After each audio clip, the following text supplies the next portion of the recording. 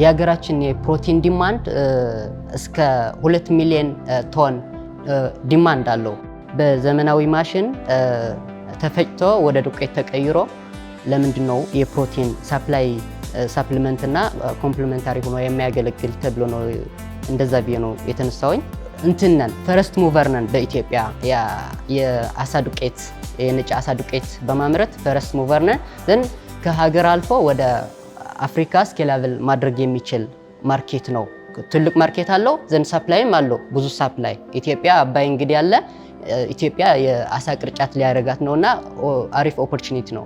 ኖሃው ነበረኝ የቢዝነሱም የአይዲያውም ጠቅላላ ኖሃው ብቻ አይደለም በጣም ብዙ መጥቻለሁ።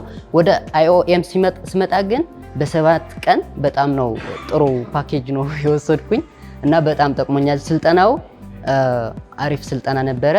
ያው ጥሩ ውጤት ጠብቃለሁ።